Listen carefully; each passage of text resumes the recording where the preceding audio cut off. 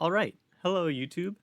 Today we're going to be making a YouTube video on covering some new stuff which is happening in the Minecraft modding scene. First, we're going to cover GlassConfigAPI 2.0. This adds server syncing, so it's much easier to add multiplayer support to your mods and configurations with multiplayer support. And also just adds a bunch of awesome features for things that you can use. Anyhow, we're going to be talking about adding new recipes with StationAPI, adding new items with StationAPI, adding new achievements with StationAPI, my experience with adding multiplayer support to some of my mods where I needed to do a little bit of packet work. We're going to be talking a little bit about changing mob behavior. This is default mob behavior, and then changing mob rendering. Once again, default mob rendering. And then we'll end by glancing at some code which does affect blocks, biomes, and mobs. I have not really done a lot of this work myself, because I mostly focus on quality of life mods that don't really actually change the vanilla game. Whereas adding new items and new biomes and blocks and mobs, that's kind of not vanilla. I'm actually kind of surprised that I even did this, the new items, but it was a highly requested feature for the fishing mod that I did. So let's dive into it. We're gonna start. We've got a bunch of example instances to look at, and we're gonna start by looking at this mod that I made, which is mostly modern recipes. It adds the 1.20-esque recipes back into beta 1.7.3. So you can see that we need to get an event listener. So I've created this kind of folder, just events init initialization. Recipe listener, and it listens for this recipe register event. And you just put this annotation and you put this here, and then inside of your fabric.json you will add this to your event bus. I've also added a registry listener. This is so that I can change the stack size of items. Basically, handle after block and item register event. So after all my recipes get registered, and after all my blocks, theoretically, if I was adding them, get registered, I then change the stack size of some items, because in modern Minecraft, wooden doors can stack up to 64, iron doors can stack up to 64, so I just change the stack size here. Then I also have a config listener, which if they change the configuration, then the stack size of items may change. Although this is kind of not needed, as recipes get loaded at the startup of Minecraft, and they can't really be changed mid-game. Well, they could, maybe in theory. I don't know, it's touchy. But in general, I have the config set up to restart required, is the comment I put for all of these. And then here's a awesome GlassConfigAPI 2.0 feature. Like I was saying before, it's much easier to add multiplayer support. All I do is add an annotation multiplayer synced, and now the server now gets to decide what this configuration will be for the client. So say you're a client and you have this set to true, you want to use modern books, but you log onto a server. Well, the server gets to tell the client what it should be using. So as soon as you log onto the server will automatically set this value to whatever the server is using. So if the server is using false, it'll be set to false. If the server is using true, it will stay true. You can also specify a value to be used on a vanilla server, and I have all of these set to turn off these recipes on a vanilla server, because a vanilla server obviously is not going to have this mod because it won't support StationAPI, so there's no reason to add all these recipes. So this is just kind of maybe a convenience for people. They shouldn't have to uninstall the mod when joining a vanilla server. The mod should just automatically disable all of its features in a vanilla server. And then this is the config name, which you'll see in GlassConfigAPI 2.0. So we can take a look. I've got some kind of advanced stuff here, but we'll skip that over that. A lot of the configs look like this. You add a shaped recipe. So this is, you want a recipe, you want to register for shaped recipes. So you want to check that the type of the event is crafting shaped, like this. And once you know that you're adding shaped recipes, then you want to check if they have that recipe enabled if you added a configuration for it. Then you want to set the pattern for the recipe. So you can see that this is the top row. You place 2 blocks in the top left in the middle slot, 2 blocks in the middle row in the left in the middle slot, and then the bottom row. And the block is of type X, and it is block type wood. So X represents block type wood. Now, in a different shaped crafting recipe, you can see that I specify another block type, that there's a block type Y, and this is a stick. And you can see that the stick is placed right here in the middle row and then in the bottom row. This would be for a fence, the modern fence recipe. So you may have to do some work, depending on how you add the recipe. Sometimes this one conveniently works out that since this mirrors itself, well, it's kind of hard to explain, but you can put it in the middle row or the top right row. Yeah, I guess we can write it like this. And this code actually handles both of these recipe types, so I don't actually need to specify this recipe type because of the way Minecraft processes recipes with mirroring. Now this complicated logic up here is me removing kind of the old recipe. I need to change the beta 1.7.3 ladder recipe. So instead of removing it from the array, since we're processing everything in the recipe array right now, I simply take the existing recipe and I modify it. So there's already a ladder recipe. I find it. I find the recipe item with the same ID as a ladder. If this config is enabled, then I take the input array, which Beta Minecraft already has. Beta Minecraft already has a recipe for this in their logic, and there are, 9 slots. Here we use programmer, so we go from 0 to 8. That's 9. And I specify what each slot's input should be. So the very top left slot, I specify that slot 0, specify that should be a stick, and that there should be 1 stick right there in the crafting recipe. And then, slot 2 would be the top right slot, 1 stick, and I specify all of that. It's just kind of a different input specification since I'm modifying a recipe and not adding a new one. I don't get that nice syntax anymore. And then after I modify all the input, I modify the output. I set that new shaped recipe. You see I modify it with this input array, and it's 3 by 3. It's using the entire crafting grid. And then I set the output as a ladder, and then I set the quantity of the output as 3. So let's go and launch the game and take a look at that really quickly. You can see there are also other recipe types, shapeless recipes, which don't need a specific pattern. They just need you to have the items placed in the crafting grid. So, there's a bunch of wool recipes, which I could have done this better. I could have done this with a for loop for re-dyeing wool, which is a thing you can do in modern. And then these are, of course, me modifying some shaped recipes that are default. So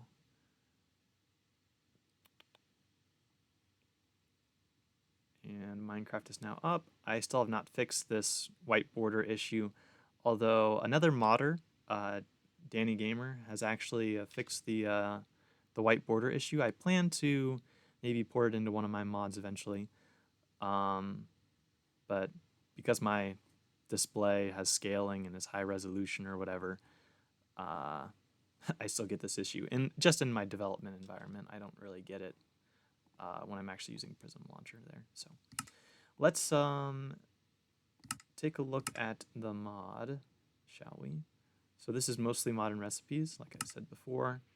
And now you can see this is GCAPI 2.0. So it's got this really cool feature that lets you reset the configuration to its default setting. And then this yellow box here, it tells you that the value is synced in multiplayer. So like if they have this set to false and they wonder why they join a server and all of a sudden it's true now, this box is like tells you that. And it will also look a little different on a server, so we can see that in half a second. Yeah, so let's do the server test. So I booted up a version of the server and the client at the same time. The way I did that is I edited the configurations here, and if you copied the example app, you should have a configuration that you can work with. And then I selected the main for my build, which is mostly modern recipes. And I did the same for client, and I hit apply, and I hit OK. And that fixed up these run configurations so that they would work. A server is not going to work. You're not going to be able to join your local server unless after you run the server, so you run it one time, and then it will generate these files over here. It will generate server properties, and so then close out your server and change online mode. Online mode will be default true. You need to change it to false. When you change it to false, then when you launch this, you'll actually be able to log into the server, and the IP you're going to use is 127.0.0.1. That's your local host IP. We'll go ahead and connect to that, and you can see we're now in a server. And perfectly, we are set up with a crafting bench and some sticks, and we can see that when we do this, we craft 3 signs, which is epic. That means that the modern recipes are working, because old recipes you would only be able to craft 1 sign, and you can see that the stack size is 64. Now if we go into the mods and we try and edit that configuration, we can see that all these configurations are locked. We are locked into the modern sign recipe, and the server is controlling that through a config file right here. It has the mostly modern config recipes. And because my server and my client are running from the same directory, they're actually using the same config.json file. So technically, if I close down my server and edit this, it will affect it on the server. But so yeah, you could run something locally, generate the config files, and then edit them for your server. So that's cool. And I guess that covers recipes. If you have any questions, leave them in the comments or, ping me. I plan to make more videos in the future, but I'm just working on adding a lot of multiplayer support to a lot of my mods, so I'm kind of bogged down with work. All right, let's move on from recipes on to adding new items. So here we're going to take a look at fish and food tweaks. This is a mod which changes the behavior of fishing, the fishing hook. It runs a bunch of calculations to try and get the size of the surface water, which is something you can toggle pretty much all of this on and off if you don't actually want the mod to care about how big the pool of water is. The way that this works is it goes in 8 cardinal directions to figure out about approximately how many water blocks there are. I didn't want to make it too complicated because I'm kind of lazy, and then also because it would be a lot of processing power, which could slow down when you catch a fish. You don't want it to pause there for 3 seconds trying to calculate how big that fish should be. So run some calculations to figure out how much water there is. Here's the toggle which enables non-vanilla fish. So it basically changes the item type. So there's this entity base which you get when you fish up a fish successfully, and I take that item and I change it to a new instance, a new item instance of fish.raw.common_fish and a stack size of 1. Let's go look on how I added that fish. So once again, we've got some events that we're listening for. We're listening for this item registry event this time. And now we need a namespace to declare our items. So I declare this namespace. So we, just namespace equals null.get. And here we have that namespace and we give it an ID. The ID of the fish is raw common fish. And I set its default heal amount to be 2. And it's not wolf food, obviously. And I set its max stack size, and its translation key is raw common fish. And then I add it here. And I need a template for that. So how did I add that? This is a new fish. I need a template. So the template I have is template food item, which gives me this healing amount, is wolf food and is identifier.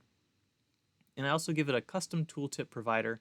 That way I can say special things like how much does it heal, and how big is the fish, and this is just some custom stuff, and this is just a helper function to figure out if the fish is raw or cooked. And then we can see in resources here in assets, fish and food tweaks, you have to create a folder called StationAPI and called lang, and you can add language translations. And I've added raw common fish .name, and this is the translation for the English version, which is common fish. So this is what will display in game. It will say common fish. Then we need to add a texture for this, so you can see probably somewhere. I guess it's another event. You do the texture register event, and on this event, which we're listening to, and we've got a namespace again, we find the namespace for the new item which we added. Oh wait, no, sorry. This is a new namespace for the texture. So we just take the fish which we added, raw common fish, and we set the texture to be equal to this item raw sepia raw fish. And that's because the fish is brownish colored. And that's inside of you put that PNG inside of the StationAPI folder under textures item. You can see I've got a raw sepia fish, and it looks like this. This is a texture that was drawn by Psychedelicon. Once again, thank you for doing that texture work for me. Awesome. So we textured the fish, we created it. Now we want to be able to cook the fish. So I added a recipe listener, similar to mostly modern recipes. We have another event listener. We subscribe to the recipe register event, and we look this time for the ID of type smelting, and we set it to be, we had a smelting recipe of fish, raw common fish, with that ID, and that smelts into a cooked common fish new item instance. So I added those as well. Here you can see that the cooked variant was also added with similar things. It just heals more, and it has its own texture, which was also added here. And it uses the same template. It's the same food template item. It's still a food, so I was able to reuse this template. Okay, I've got a bunch of configs for whether you want to use those vanilla fish and whether you want to change the healing amount, because I have made it so that the fish hook catches fish of different size using some fairly sophisticated math to generate some random probabilities for fish size. And based on the fish size, I make them heal different amounts. And I did that through a mix-in. I mix into the food item on use, and I check if the fish is my raw fish or cooked fish, which I have special functions down here for that. And then if they are my special type of fish, then I get the size, which I've stored inside of the damage property of the fish. And if their size is so big, then it heals a certain amount, and I add that health to the player, which is arg3. I could have named this player, but it's called arg3, whatever. Let's boot up just so we can see some of that in action before we cover the achievements, which I added for this as well. So let's just load that up really quick. We can also boot up a server and see that it works in multiplayer. Let's take a look at this. I just want to see. Okay, so all of these mix-ins were added both to the client and the server. If you just want to add something on the server, you put it here. If you just want to add something on the client, you put it here. Single player is pretty much just client. Well, I think just add it here. I don't know. Single player is here. Multiplayer client, multiplayer server. Okay. Let's log into our multiplayer world. I believe I've got that set up. And are we on fish and food tweaks? It's kind of weird. This looks like the world I use for MISC tweaks. I want to make sure I'm not still running that server. And I am. Okay, that's what I thought. Okay, we don't want that. So let's take a look at this, which means this server probably failed to start. Yep, it did. It failed to start. Okay, let's stop all that and try that again. That's kind of interesting. You can load up a server that's using one mod and then launch a client from a different mod and still join it. That makes sense. You're able to do that.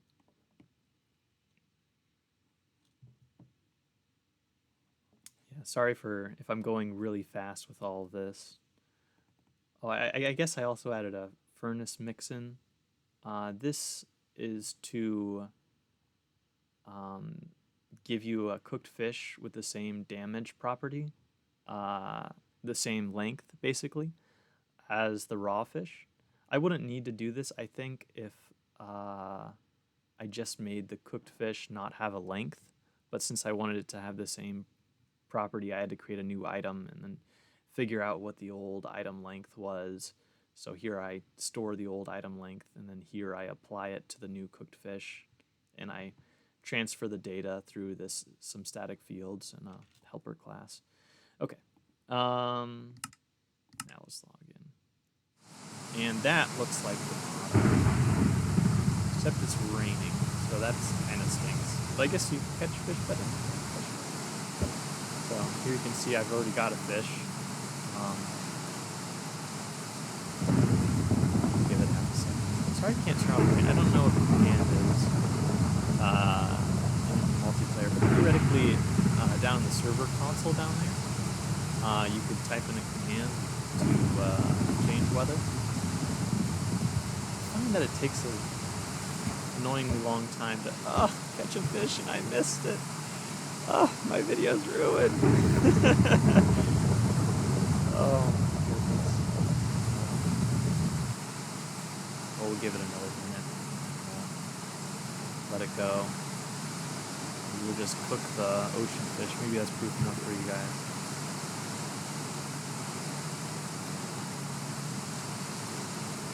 Yeah, the ocean fish is another toggle in this mod. Since I didn't want to make the mod too overpowered, you don't want to be able to catch fish super huge and heal a ton of health, and you just disable that fish. It really does take a ton of time. Oh.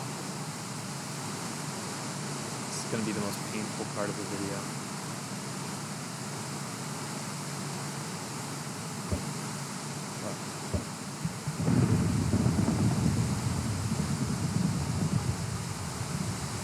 I don't know. Do you guys need to see it in action? Maybe you guys would just want to see it in the how many items screen. That's another screen that will show you that the items exist.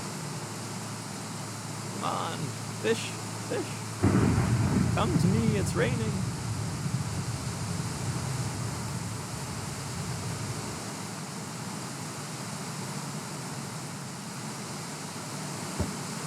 Alright, well, we're going to give up on that. How many items?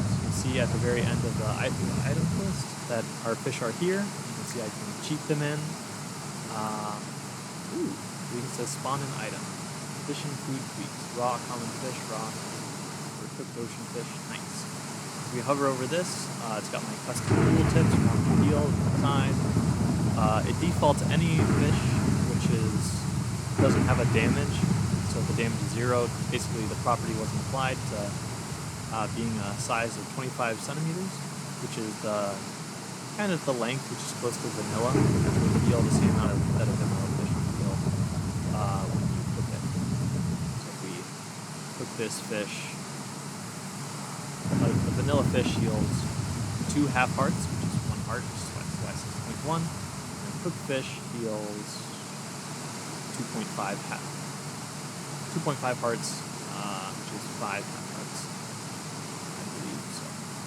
That's nice. I'll have to jump off my little Tower of Doom here to show you that it actually heals the hearts, though. Ooh. So here we are we've taken 4 hearts of damage, I'll heal 2.5, and there we go, that's 2.5 hearts, nice. So, anyway, if we go in here and look at achievements, we can see I have an achievements page, some awesome achievements. How did I do that? Well, let's take a look. Just remember that. We added an achievements listener, which is similar to the other things. We have to add an event listener, achievement, register event, namespace, and we give the namespace and we call it achievements in this case. And oh, this is, I guess, a little bit more complicated. It's taking all of the achievements. I have a list of achievements in another full file over here, and then adding them all, here, and then registering them. This is kind of confusing. But basically, there's this make achievement thing, which takes the new achievement, and it needs an ID. So here I've taken 11,000. Paul Evs is using 10,000, so I just don't want to conflict with his IDs. And I give it a unique identifier, fish and food tweaks, plus the name of the achievement. X and Y is where it will show up on the achievement menu. So the first achievement shows up at coordinate 0, 0. And then that catching a special fish appears 2 to the right and 2 up. You actually use negative numbers to go up. And it is based, it's required that you must catch a unique fish first before you can catch the special fish. And then I said, is it a challenge or is it unusual? Yes. And the name of the special fish. So, sorry that my logic is so confusing here. It's probably not the easiest actually to read. Oh, so this is actually for adding a new block.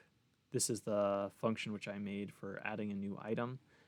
This would actually need to be changed to add a challenge property for a new block. You'd do this, and then you'd add this is challenge as well right there. So that way you could set the achievement as unusual. But that's theoretically it could change. I should do that, but I don't add any blocks in this mod, so I don't use that. I just use this one. It returns that achievement, adds it to the list, and then of course this is listening for that list, and then it grabs that list, adds it to our achievement event, and then I need to add it to the achievement page, which I created a page for the achievements, which is based off of the regular achievement page. You just need to extend that, add an identifier, which I guess to build it, add an instance, which is, I guess, just this, and then get a background texture. So this is the default logic. You can see this inside of achievement page. If I go here, that the normal page, I thought the normal page set up the background the same way.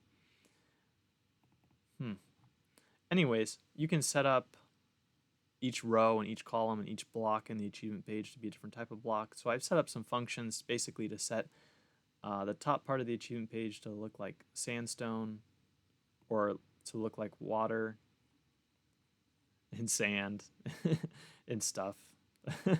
That's how I got that blue background. And then I create that new achievement page right here.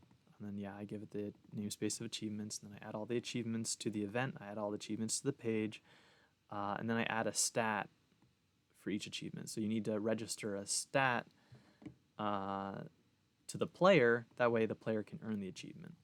So here inside of the fishhook mix-in that I was doing, we can give the player that achievement when they do certain things. So here we can see I use the player helper at the top of this function to get a player base. Player helper.get player from game, get the player base, and then down here I make sure that the player is not null. And if it's not null and they're in this part of the loop, it means they've caught their first unique fish. So I increment that stat to basically say, good job, you got the achievement. That will tell the game that they've got the achievement and we'll display it. And if they've caught a special fish, I increment that stat. If they catch a really small fish, I give them an achievement for that.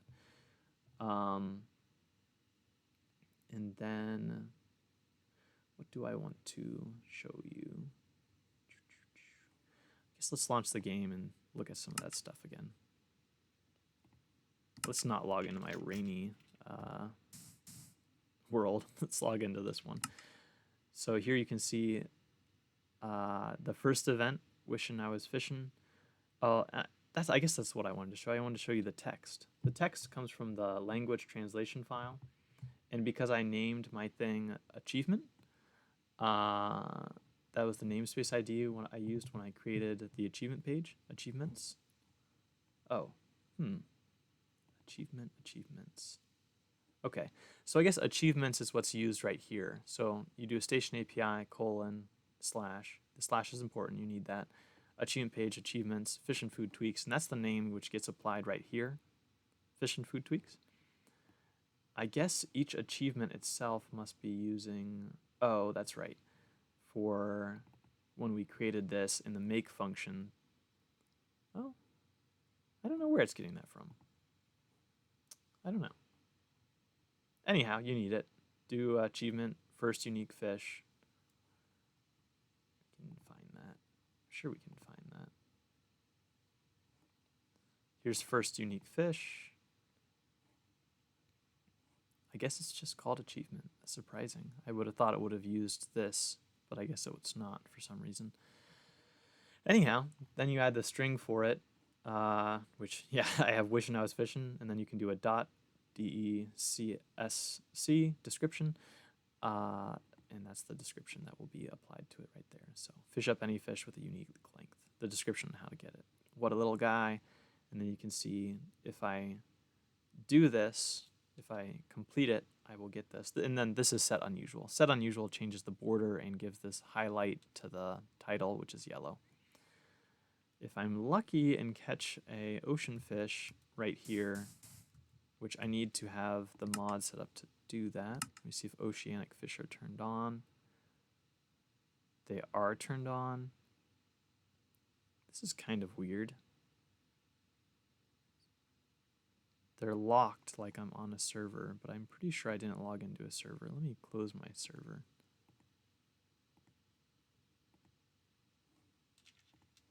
Oh, that's because I logged into a server. So GCAPI still thinks I'm in a server because it didn't realize I disconnected. I would have to stop my game instance and restart it. But there's not really any need to do that because oceanic fish is turned on. So maybe that's just a bug with GCAPI. GlassConfigAPI. See if we can catch an ocean fish really fast. If we do, we'll get the achievement and we'll be happy. Another way to get the achievement is I could delete my stats folder, my player stats folder, which is stored in the folder over there. Oh, I caught a fish, caught a sea fish. Nice. And it's 59 centimeters long. Okay. Well, I guess you just have, maybe you do want to see it. Let's find the statistics folder. So here inside of run, inside of stats, I can just delete my player statistics. And now that my player stats are deleted, I can log in and I won't have any of the achievements.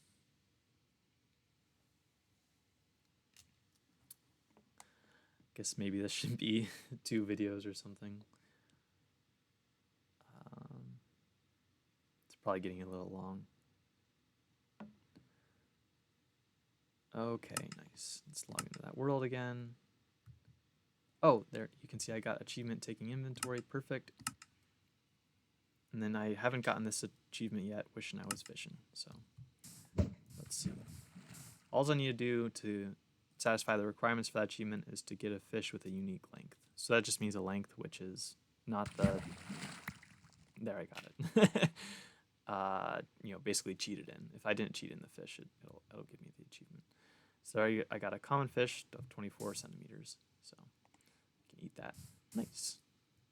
Awesome. Let's move on. We've got more stuff to cover. We did recipes, items, achievements, and we did a little bit of multiplayer support with GCAPI. We're going to dive a little bit further into multiplayer support and talk for just a couple seconds about packets.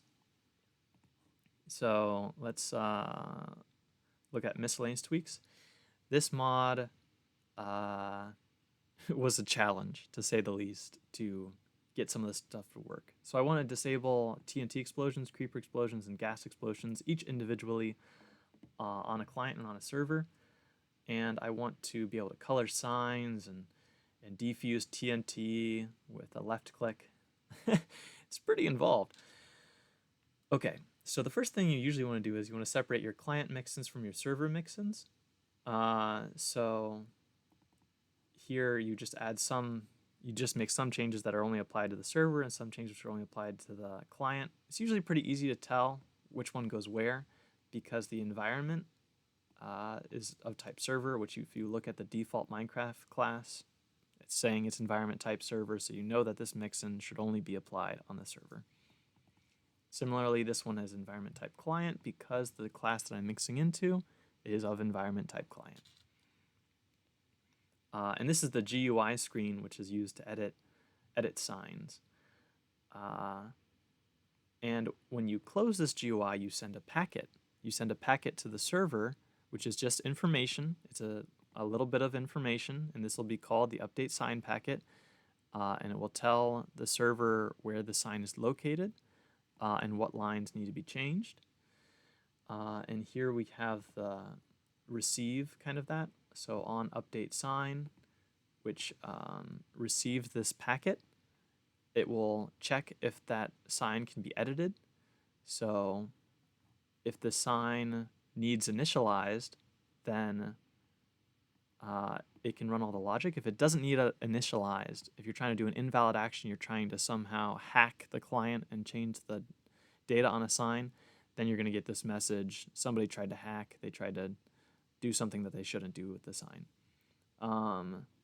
But if they, did it the correct way, and which we determine the correct ways, right?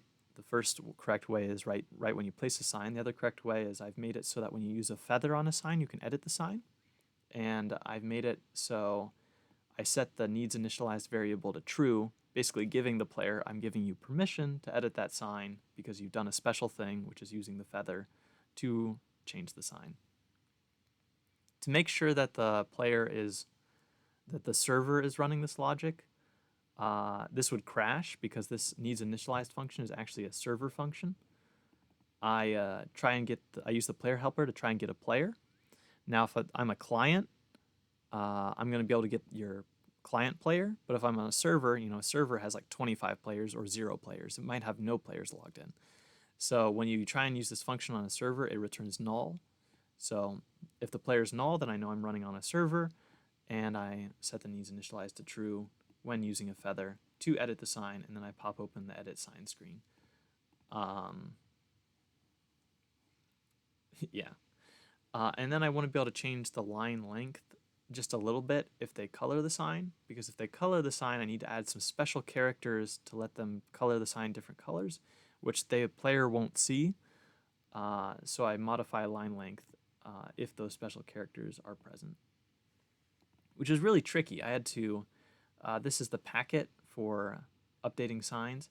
I had to extend the length of the packet from 15, which is normally how long signs are, to 17. If you can color the signs with dye using that special character. And then, yeah, I had to do some things here. So hopefully that covers signs, I guess, packets a little bit. Then we have the disabling creeper explosions. Let's go over that. So if a creeper is charged, it's going to create an explosion. Create explosion.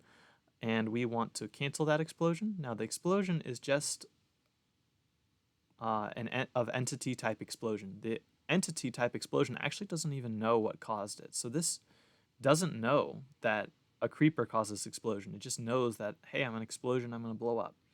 So we need to remember that the creeper caused the explosion. So here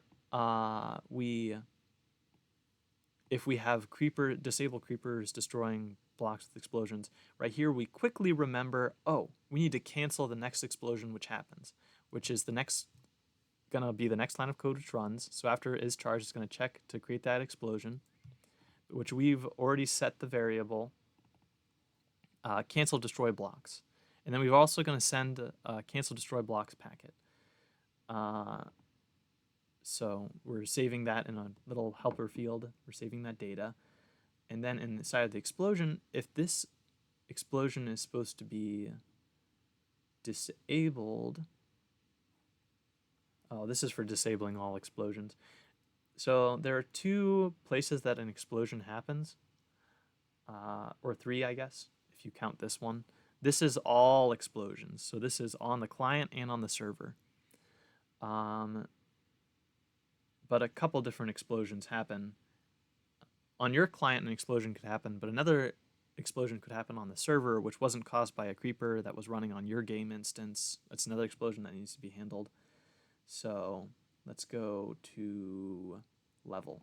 So actually it's the level which handles the explosion. So here inside of create explosion for a client level, so this isn't for server, this is for a client, I take the kaboom phase 2, which is the phase of the explosion that destroys blocks, and I totally rewrite it. I change it to only play a sound and to make some smoke effects, which I copied this logic directly from the kaboom phase 2. If you scroll down here, you'll see that this logic is pretty much copied verbatim from here to here. And then you can see that this only happens if the cancel destroy blocks was incremented greater than 0. And then from the creeper explosion, we decided that we'll increment this. So if this is incremented, then we decide on the level that we'll cancel the blocks being destroyed, and we'll decrement this. Okay, there's not an explosion waiting to be canceled. And here we are, set the CIR return value, which cancels the original event. That comes from is cancelable true, and CIR return, I have to return an explosion because that is what this function takes as a return value. It has a return value of explosion. Now we also need to prevent, like I was saying earlier, that an explosion could happen that's not caused on our client, that's caused by someone else, by something else, that the server sends to you. That's a server packet. So we inject into the server level mixin, and here's a similar function. There's a server create explosion, and it's also got a kaboom phase 2. We want to remove that, so I take out the kaboom phase 2. It's gone. We don't want to destroy any blocks. I remove all the damaged tiles. We don't want to tell the client, anyone's client, that any tiles are going to need to be damaged. They won't be because we're preventing that explosion.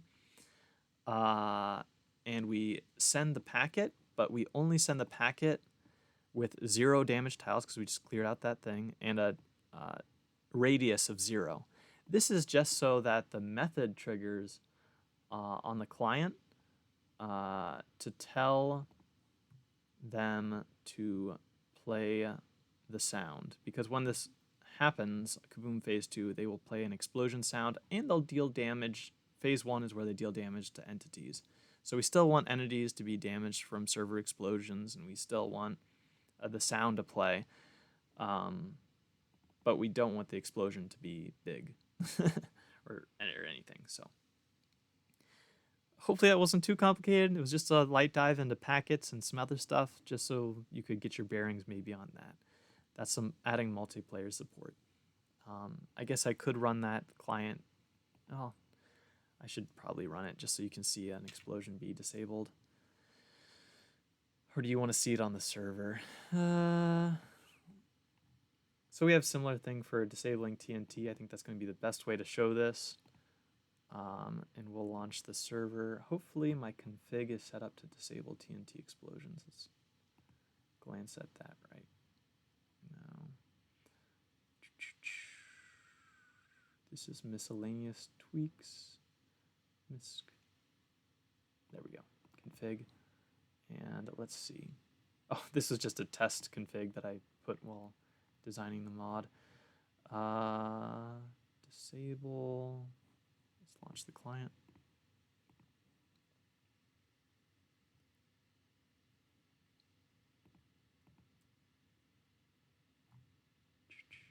These aren't in order. Disable all explosions breaking blocks true. Okay, well, it's fine. That'll be good enough to show the mod off. Even though TNT explosions are not disabled. Since all explosions are disabled, it will still be disabled. So, oh, I could even show the defusing TNT. So let's light this.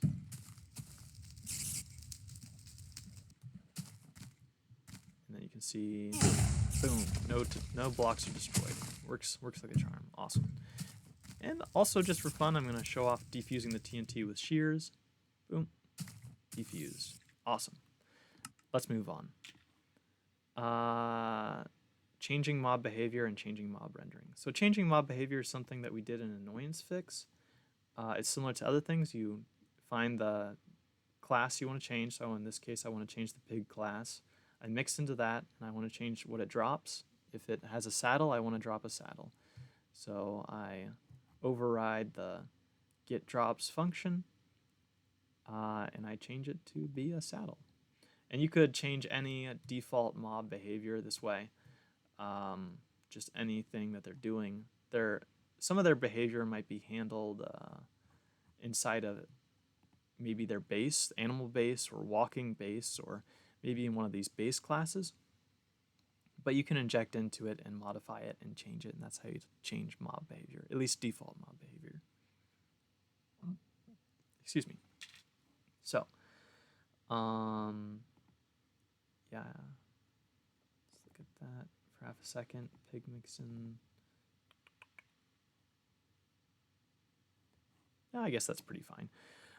To change maybe how the mob looks, that's something different. You have these renderers. So here we have, let's find the zombie renderer. We have a living entity renderer, which that's how you get the ID tags in your F3 debug screen. We have, I guess the biped renderer must be used for players and skeletons. Oh, here we go. Skeleton model mixin. So here we're changing the bow that it's holding. We're changing the yaw, the pitch, the roll of the skeleton, which is actually for some reason classified as a zombie. I don't know what's going on here in the code, but we just take some of these variables. They're not very well mapped in the version of mappings which I'm using, which you can change mappings inside of Gradle properties or build.gradle. You can see that I am using mappings GlassBin. I guess these are a version of yarn mappings. I set that version right here, yarn mappings. It's beta 1.7.3 build 2 of these mappings, which are basically the names of everything, because otherwise everything would be unreadable like it is here. All this, or skeleton model. It's a field, it's this unreadable. You don't get names unless if the mappings have mapped them out. And my mappings haven't mapped these out, so everything is confusing.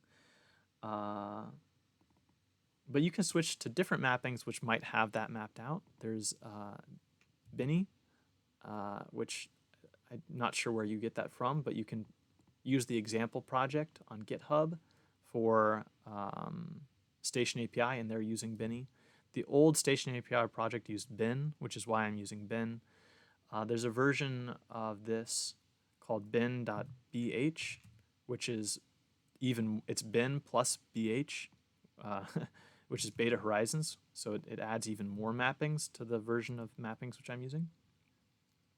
And that's the mappings which Paul Evs uses in his mod, Better Nether Beta. And this is maybe the mod you'd want to look at for adding like everything. He's done everything here. He's added achievements, he's added items, and that's why I wanted to cover this last. He's added blocks, he's added biomes. He's done so much work. He's an incredible modder. Let's look at some of his stuff. Let's first look at his Gradle properties. You can see his mappings are set to a commit. He's mapping stuff himself, so he has a custom commit on GitHub, which he's pulling. But you can see he uses that right here. It pulls from his GitHub and uses that commit tag, which was defined in properties there. And he needs to have access to Git, which he gets from probably Jetpack.io or one of these Maven repositories. You should have all of these if you downloaded the example project, so you should just be able to swap out your mappings that way. You can also specify mods that your thing builds with. His builds with Beta Horizons Creative, so that way he can add all of his blocks to creative mode and stuff. So, and if we look at here, we have generator biome. You can see he's got this biome map, and there's some purlin noise and distortion. I haven't, like I said, I haven't done this work myself, but this is how you create a biome. I mean, he's creating biomes here. He is using a noise generation function and trying to decide what blocks get placed where and why. He's getting the rainfall in the biome and the temperature of the biome and the details in the biome, adding features, some cool math. So sorry that I can't cover this more in depth, but this is an example if you wanted to look at some stuff. And I'm sure maybe it pulls, I guess it doesn't, I was going to say from the vanilla rendering, but you could probably find the vanilla class where that rendering is happening. Anytime I want to find a vanilla class, I just do, so let's, it doesn't really matter. So all I do is add the mixin, let's add a pig, it doesn't matter. I'm just trying to show how we get access to this. Then I use the, oh, it's not gonna work.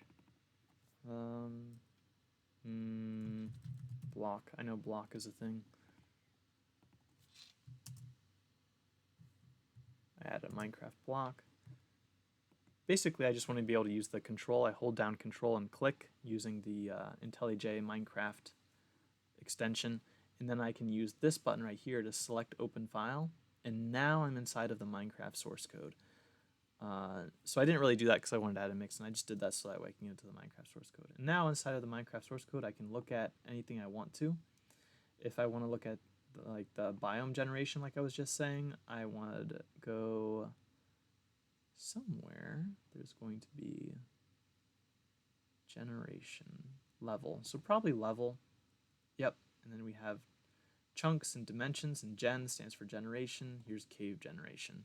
And you can see the cave generation logic for vanilla Minecraft. And you can search for anything you want to search for. You can search for vanilla. I guess that's assets, items. But you can look for real items here and the code which is associated with coal or with anything. Okay, let's jump back to this. Jump up. Where were we? Arches feature. Let's delete all this nonsense. That's obviously we don't want to add any of that code there. We can expand and see what classes he's using to write all of his code.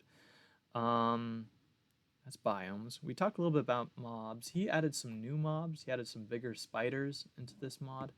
So you can see the crimson spider entity. And here it's pulling from textures, entity spider crimson texture PNG. So we can scroll down here inside the StationAPI folder and find the model, or yeah, textures, entity. He added crimson spider, and you can see that this is the texture he added for it. Nice. And then it has an ID, and it's going to have a renderer. So here we have his nether spider renderer, which takes that texture and then probably somehow wraps it around the spider. It extends spider eyes renderer, which extends living renderer, which extends everything else. So it's using kind of the same rendering engine that the Minecraft spiders are using. Cool. And I don't know all of the ins and outs of getting this entity to work, but I imagine after he's done this, he's built a renderer and he's built out the behavior for the spider. All he needs to do is spawn one into the game, which you could probably use similar to when I defuse the TNT. TNT, no, item base.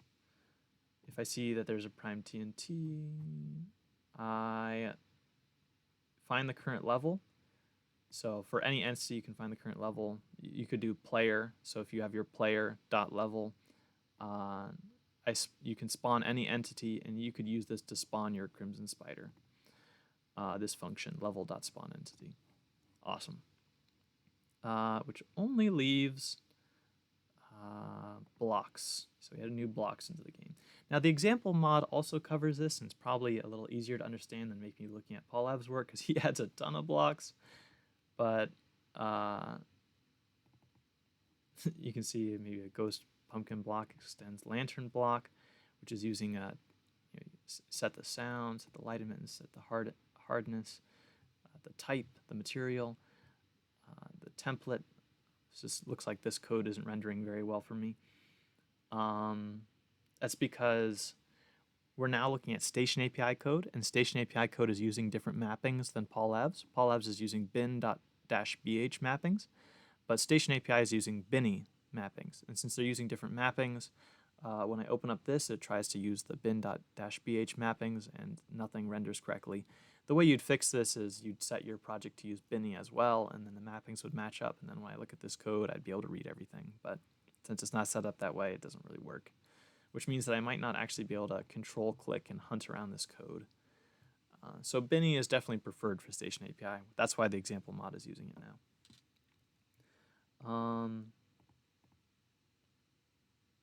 But yeah, you get that block. It's set up this way. StationAPI blocks, you can use block bench to render. So he's probably got, I would suspect that he has JSON models. These are all PNGs. It surprises me. Usually they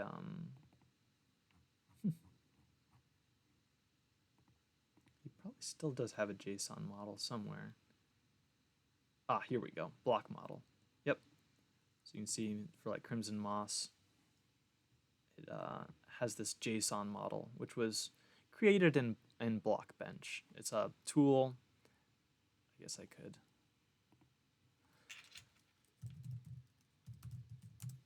I've exposed myself. Anyways. This to add stuff. Very cool. And that's how you get this JSON model, and then you can get that block. So you have a description of how the texture gets rendered. You have the PNG to render the texture, and then you need to register the block using some block registration event. Like anything in StationAPI, there's some register event. We have a common listener on block entity register all of his different blocks.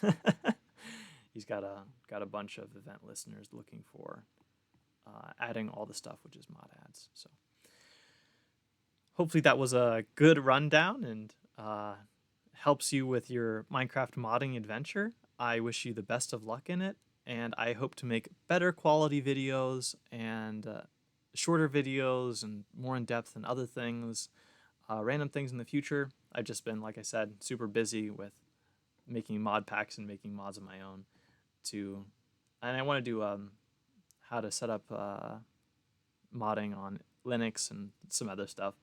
It's just, life is always super busy. So take care, and as Brandon James Greer would say, keep it square. Have a great day. Bye.